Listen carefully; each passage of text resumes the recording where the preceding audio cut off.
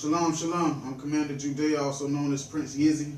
Shalom, I'm Officer Solomon, also known as Solomon the Benjamite. All right, and we One Nation Israelite School. I'm coming again just to drop the last class of the day. No special reason why we doing them, but just to do our works for the Most High. So this one is called Against Leadership. This one is a class that goes basically on the behalf of those who have an issue with hearkening to leadership and things like that. So we're gonna touch it from we did a class earlier. Now we're gonna touch it from the other side as well. All right. So we're gonna get both spectrums done in today's sequel. All right. So Lord's will, let the class be edified.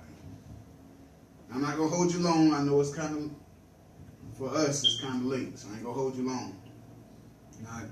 So now, let's go to Romans 15 and 4. Romans chapter 15 and verse 4.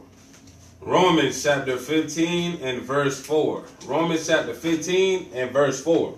For whatsoever things were written aforetime were written for our learning, that we through patience and comfort of the scriptures might have hope. So the things that were written, the things that were written aforetime, which this whole Bible was written before our time. I didn't write it, you didn't write it. We wasn't here when the Bible was put together. We wasn't here when the Most High gave the words to Moses. We wasn't here when Adam walked the earth. So all those, everything that's in this Bible is written for our learning, that we may have hope. Hope to make it into the kingdom. Hope that we repent, that we can make our ways through this life that we live and through the wicked captivity that we dwell in by following the orders that have been put forth. So today we're going to touch the hearkening to leadership or being against leadership. We're going to touch that aspect, all right?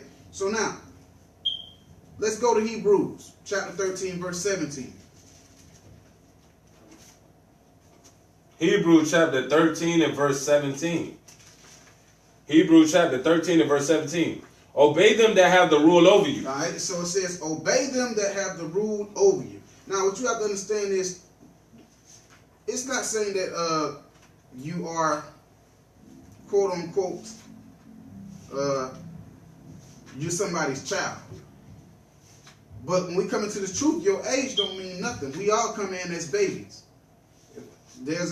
Your elders, those who have rule over you, are the ones that the Most High have set up to be the leaders.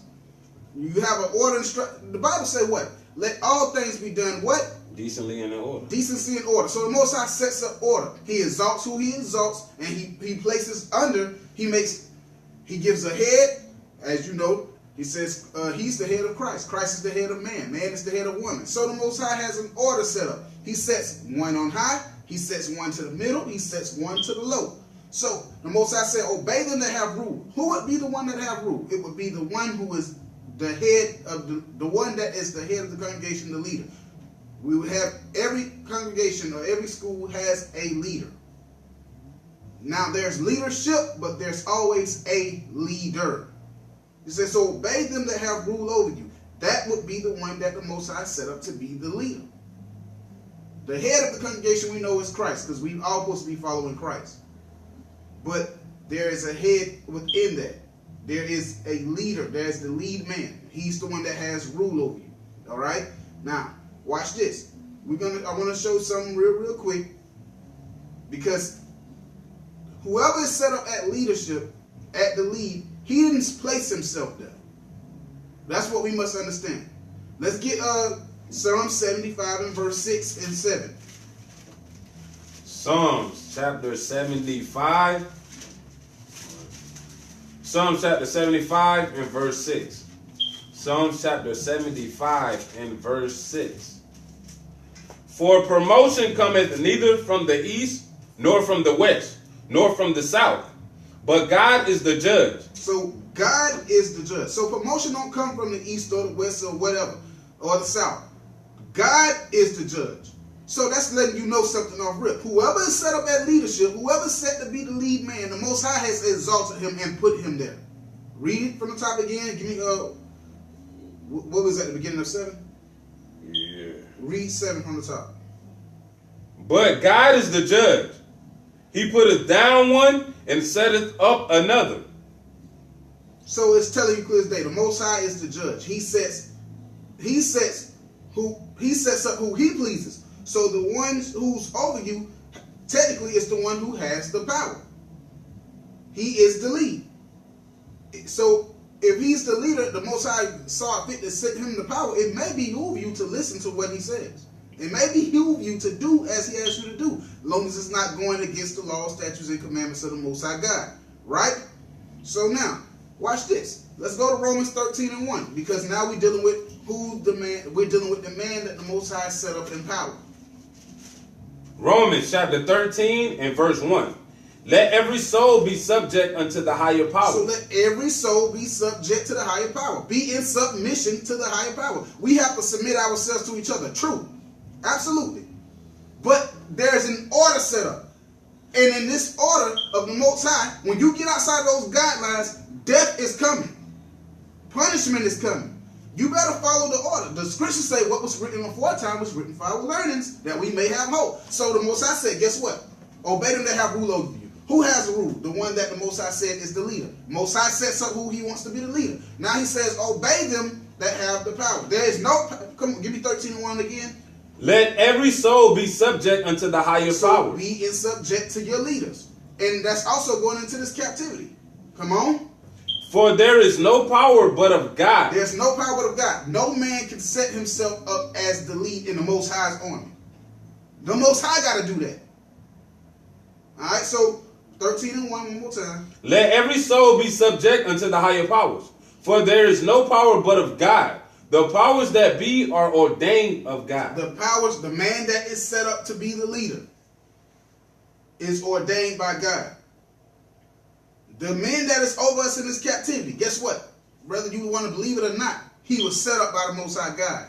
Yeah. All right? So if this wicked man tell you to do something, as long as you ain't breaking the commandments, it may behoove you to do what he say. Just like in this body, it may behoove you to do what your leader says. As long as he's not going contrary to the Bible. All right? So verse 2. Verse 2. Whosoever therefore resisteth the power, resisteth the ordinance of God. So now you're going out. Now you're resisting the ordinance of the Most High God. Now you want a whole nother level. Now you want a whole nother level. You don't start going against the ordinances of the Most High God. Come on. And they that resist shall receive to themselves damnation. So it's telling you, you start going against leadership, you shall be destroyed. You try to go against this wicked man that the Most High set up to be over us in this captivity, you're going to get destroyed. You see it on TV every day. Brothers, you won't, the wicked man is wrong, but guess what? You won't do, you won't hearken yourself and humble yourself down, and guess what happened? You end up getting shot dead on the streets. Just like in this captivity. Just like, same way our people hearken to Esau, the police and the bosses on their job and stuff, you supposed to be twice that when it comes to this movement here, because this is the actual movement that we follow. This is what's going to get us out of this captivity. So you have to really humble and hearken yourself to leadership. When you resist those orders, guess what happens? You shall be destroyed. Let's go back to Hebrews 13 and 17.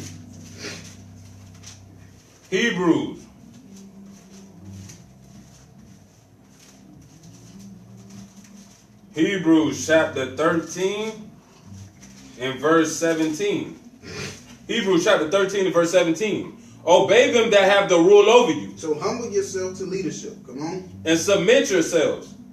For they watch your souls, as they that must give account, that they may do it with joy. Right. So they watching for your soul. The leaders are going to direct you in the way to go to keep you from being destroyed, if they are true men of God. Okay. So now you need to humble yourself to leadership. Humble yourself. A part of humbling yourself is not always having a response. That's a big part of humbling yourself. Everything that comes out, you don't have to have a response to it. That's a big part of humbling yourself. It says, sometimes I'm going to be honest, sometimes you ain't going to like what come out or how it comes out. But you can't get it. the best thing to do would be examine if it's true or if it's right according to the Bible, instead of getting emotional and giving emotional responses. Why? Because if it's true, if you take time to see if it's true and correct according to the Bible, I'm just giving it to you blood rock. Sometimes it may be best to just be quiet and keep peace. It may be best to be quiet and keep peace. You have to really humble. This is a big part of humbling ourselves. We all have something that we have to hearken to that we may not like. Once again, you may not like the way something comes out or what comes out. But examine, is it true? Examine, does it make sense? Examine to see if it lines up with what the Bible says. What did Paul say? Let's get it. Let's go to 2 Corinthians 11 and 6.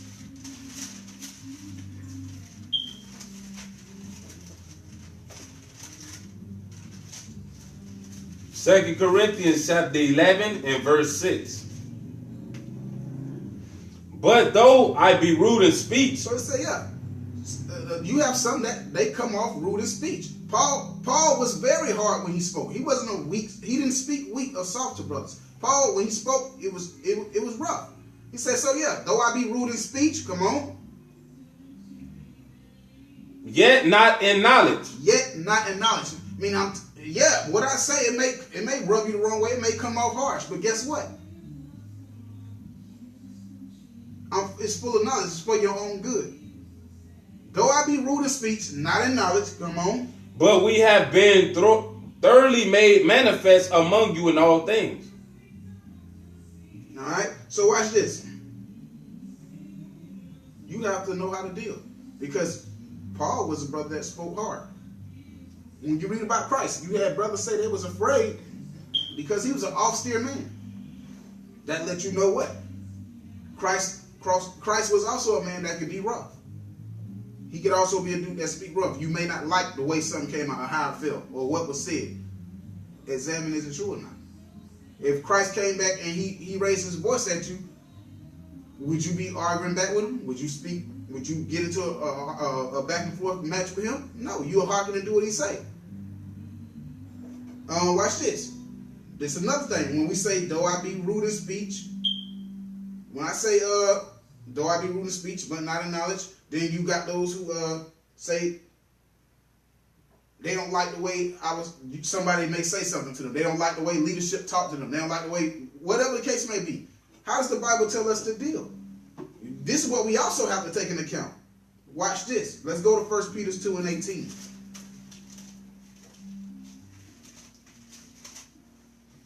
First Peter chapter 2 and verse 18. For when they speak great swelling words of vanity. First Peter's 2 and 18. 1 Peter chapter 2 and verse 18.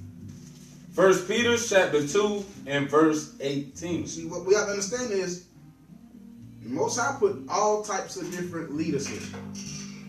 You have some they may talk to you softer. You have some that talk rough. You have some that are gentle. You have some that are or what we would call straight up harsh. But this is a commandment from the Most High. Let's hear it. 1 Peter 2 and 18. 1 Peter chapter 2 and verse 18. Servants, be subject to your masters with all fear. So it says, servants, be subject to your masters with all fear. Come on. Not only to the good and gentle. So, not only to the good and gentle. But also to the forward. The forward means difficult, hard. Difficult or hard. He says, servants, be subject, be submissive, be in submission to your masters with all fear. Not only the good and gentle, but also the forward. Now, what you have to take about that? Let's take it into this account. We all have jobs. We all have jobs. You may have a supervisor that you absolutely hate his guts. He make your job a living hell. When he tell you to do something, even though you hate his guts, you do it, right? You're not gonna stand there and go back and forth with him arguing, hooping and hollering. And if you are, you crazy as hell, seeing that this man control your check. That's how you'll find yourself in and out of different jobs, in and out of jobs. When you go to, you don't, you have a hard problem of submitting. You have a hard problem of listening. Just, you know what? I'm gonna just, I have a supervisor all the time. He pissed me off, but you know what? All right, I'm gonna do it. He come to me telling me do something that I know ain't even in my job description. All right, I'd be pissed off, but I'm gonna go ahead and do it. Get him out my face. I'm not gonna sit here and go back and forth with you. Why? Because at the end of the month, bills still roll over. Every 30 days, I got bills to pay. All right. So, just like you would submit yourself to, this dude to these people, these Edomites on your job, why do we submit ourselves to Esau on the job? But then when it comes to the truth, we have so much to say. I don't like the way you did this. The Bible says straight up. I'm gonna read it again. Be subject to your masters with all fear, not only the good and gentle, but also the froward. Okay? So now, watch this. Let's go to Proverbs 22 and 5. Now, Proverbs 25 and 22. Proverbs 25 and 22. Now, here's the next point.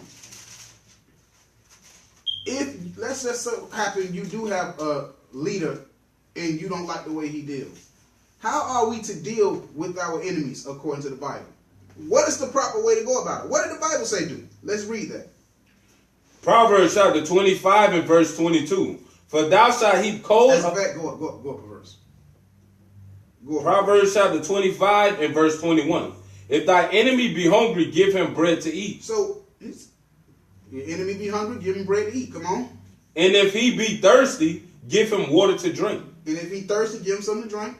For thou shalt heap coal of fire upon his head, and the Lord shall reward thee. So the Most High said, if you got a leader that you feel is cruel, you don't like the way he deal, he mean, he rude, he say still stay in the spirit. Still stay in the spirit. And in that, you shall heap coals of fire on his head. You want to know how you do that? Because out of nowhere, he'll end up calling you and saying, you know what? I realized what I did was wrong. Or, it'll basically burn him on the inside. It'll burn him on the inside. And in doing that, guess what? You get a reward from the Most High with that.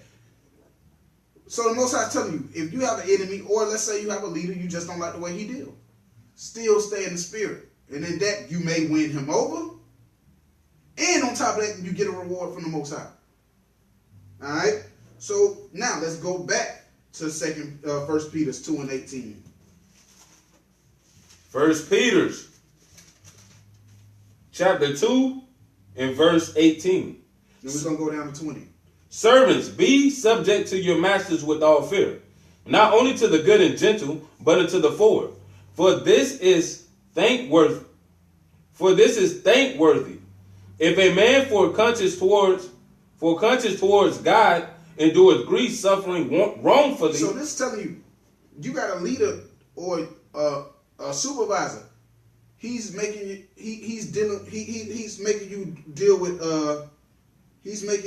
with grief, and you have to endure grief, and you suffering wrongfully. Watch this. Read on. For what glory is it if when ye be buffeted for your faults, ye shall take it patiently. But if when ye do well and suffer for it, ye take it patiently, this is acceptable with God. So basically, enduring through wrong, leader that may be dealing wrong, or rude, wicked supervisor. And in doing through that, this is acceptable to God. So guess what? Why? Because we taking the penalty right now. We got to remember, we still in captivity. We being rewarded for our evil doings. So it said when you endure these things and you handle it the right way, it's acceptable to God. And most times He's noting it. He's noting it. You stay in the spirit. Why? Because once again, if you get out the spirit, then guess what happens? Now an issue that you probably could have got and dealt with, it would have been over in about 30 seconds, just turned into a 4-5 minute dispute, or even leads to what? Unemployment. You know what I'm saying? So now, when you take that into account, let's go back. Let's go to Proverbs 15:1. Because here's another case. Remember, I was just talking about how going back and forth with brothers, going back and forth with the leaders. You have to remember, this is the case. I'm going to touch this part right here now because it's like this. Let's say you do have a leader, because we in this truth, we all supposed to be able to submit ourselves to each other, right? So you got a leader and you don't like the way he's doing something. If you are going to say something to him, it would make sense to do it in a certain way. Like I told you, remember the Bible is telling you, stay in the spirit. Once you go outside the spirit, let's read this verse. Proverbs chapter 15 and verse 1. A soft answer turneth away wrath. So you fell out the spirits and you gave an answer, and it wasn't a soft answer. Soft answer means, speak with one who has wisdom. Speak with one of understanding. A soft answer will turn away wrath, right? But what happens if you go ahead and answer out of the spirit? You answer out of emotions or whatever. What's going to happen? What's the results of that for you? But grievous words stir up anger. Now, grievous words stir up anger. Now, guess what happened? It went from, like I was just saying, how some could have been dealt with in the midst of 30 seconds, 40 seconds. It just turned into a 5, 6, 10-minute argument. Or even worse. We don't no longer need your services. You're fired. You know what I'm saying? Now, here's another thing.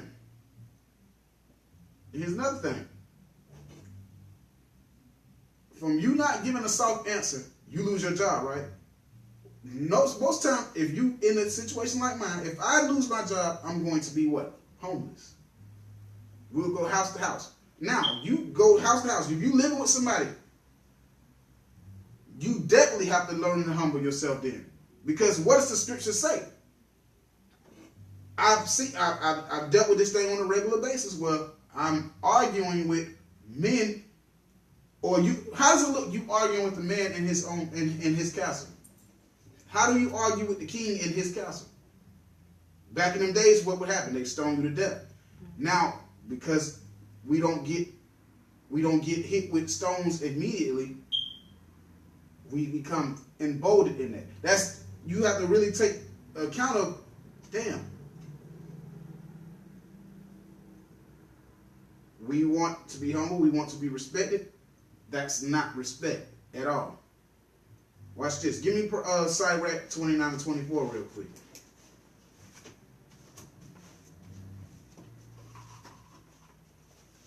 Sirach chapter 29 and verse 24. For it is a miserable life to go from house to house. So that's okay. If I was to lose my job, I would be homeless. Now I'm going house from house. Now watch this part. Because you have to put up with things that you really don't want to put up with when you going from house to house. But here's the bad part of it. Come on. For where thou art a stranger, thou darest not open thy mouth. So when you going from house, if you arguing with somebody and you living in the midst of their house, the Bible said that's completely out of order. Because when you go in another king's castle, it says dare not to even open your mouth. So let's say, once again, that's where we go back to Proverbs 15 and 1 at, where it says let's say you have an issue with the way a leader rules. It is a certain way to go about it. It will behoove you to deal with them in soft answers and number one, stay in the spirit. All right, so now let's go back to those who have a problem hearkening to leadership. Let's get a little history on that. Let's go to Numbers chapter 16. We're going to start at verse 1.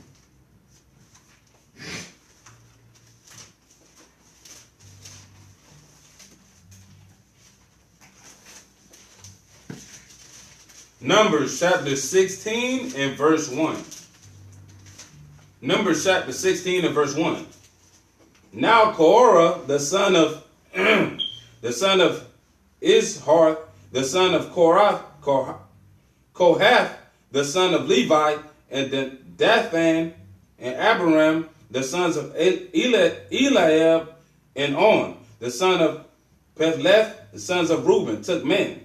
And they rose up before Moses with certain of the children of Israel, 250 princes of the assembly, famous in the congregation, men of renown. And they gathered themselves together against Moses and against Aaron, and said unto them, Ye take too much upon you, seeing all the congregation are holy, even one of them, and the Lord is among them. Wherefore then lift ye up yourselves above the congregation of the Lord. So they had an issue with leadership. You say they and these brothers were in high positions, but they had a problem with Moses and Aaron being the lead. They wanted to be. How you gonna raise yourself up above the congregation? Watch this.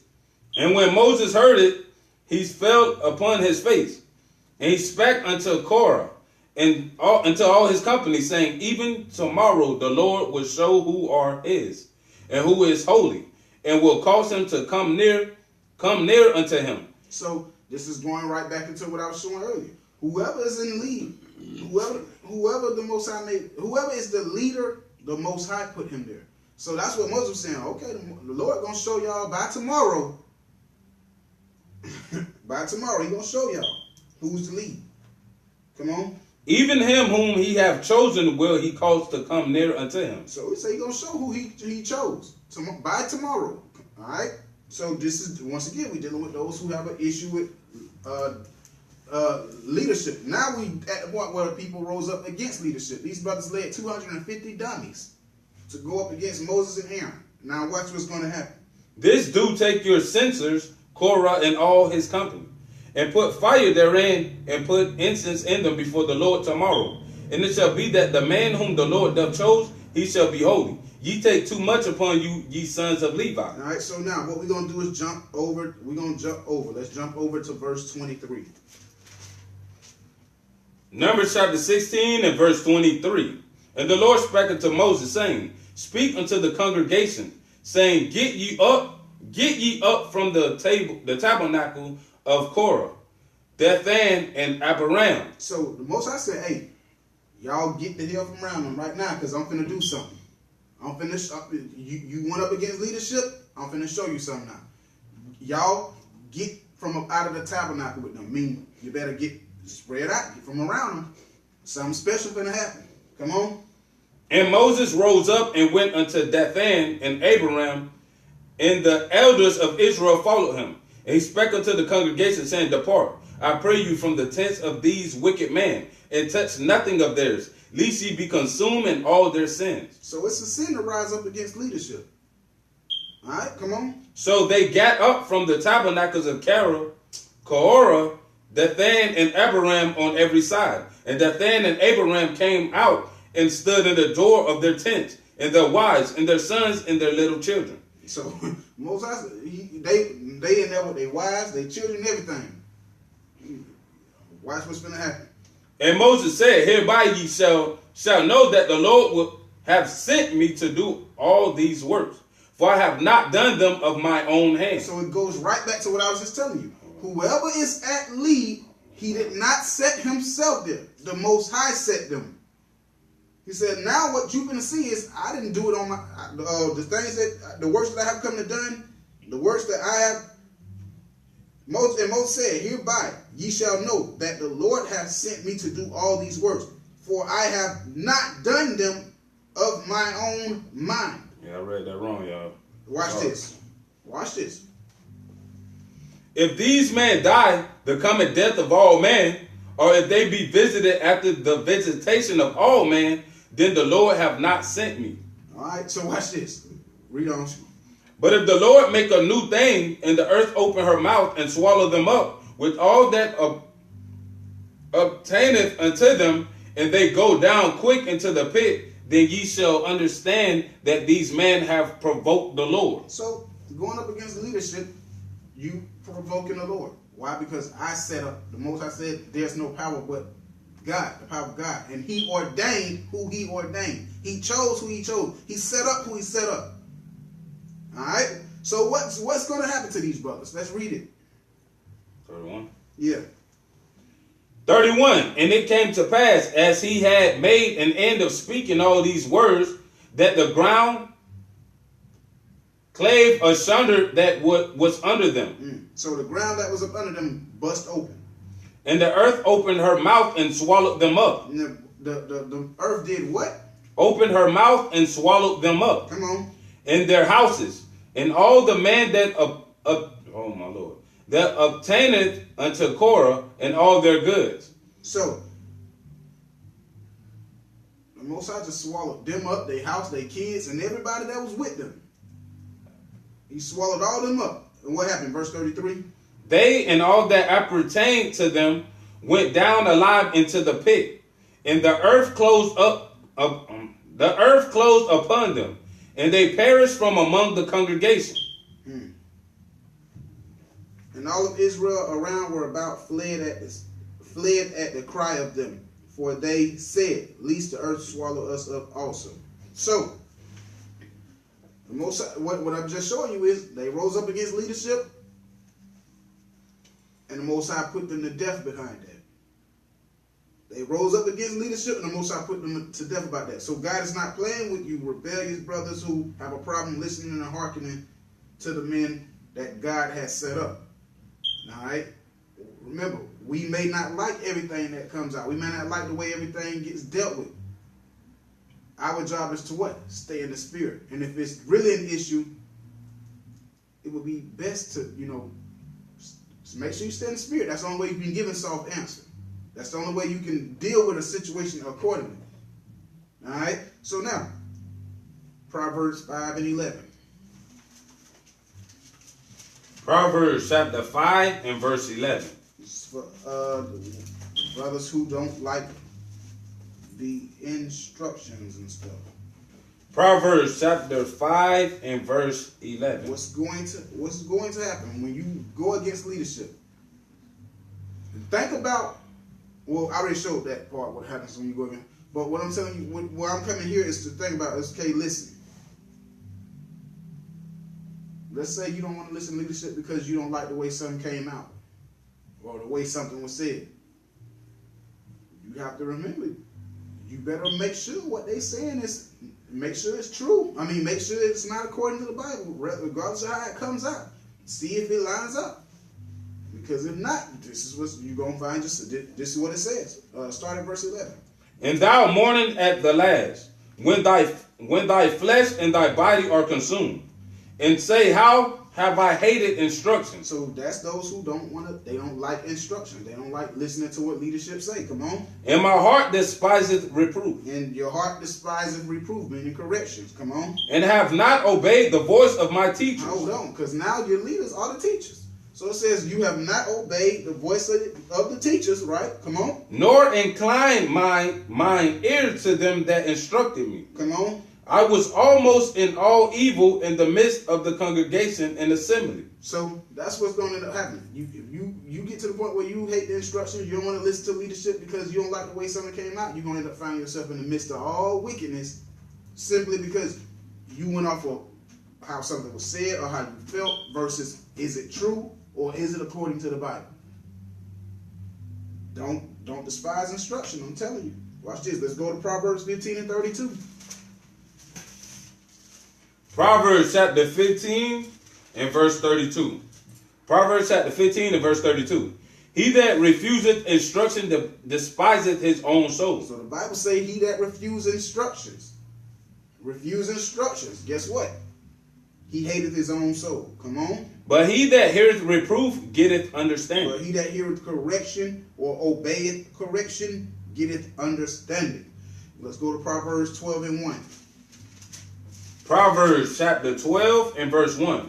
Whoso loveth instruction loveth knowledge, but he that hateth reproof is brutish. He said, whoso loveth instruction loveth knowledge, but he that hateth correction or reproof is brutish. We all know brutish means stupid. All right? Proverbs 10 and 17. Proverbs chapter 10 and verse 17. He is in the way of life that keepeth instruction. So he is in the way of life that keepeth instruction. Why? Because The scriptures tell us in Proverbs 6:23, the law. Let me get it real quick.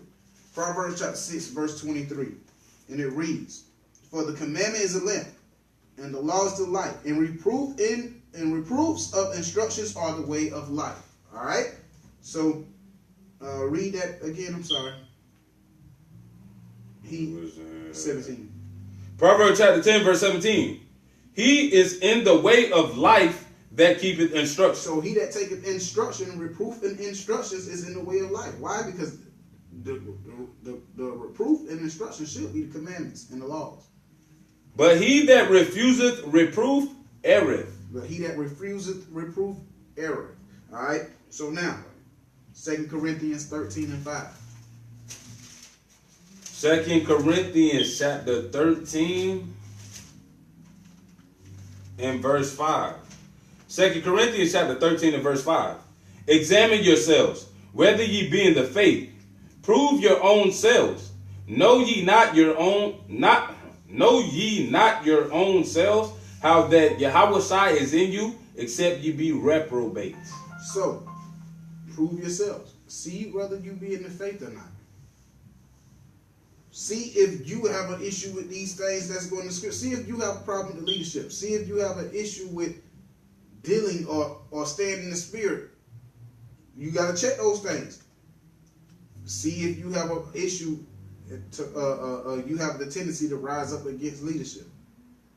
If you do, or you know you had that thing debating inside of you, correct yourself. It may be time to deal and check it.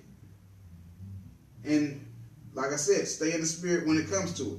Stay in the spirit. If you have to approach a brother, stay in the spirit. Make sure you in the spirit that way, because you can be right. I'm gonna be honest with you. You can be right, but you handled it wrong, so now you're wrong. All right? Matthew 26. Matthew chapter 26 and verse 6.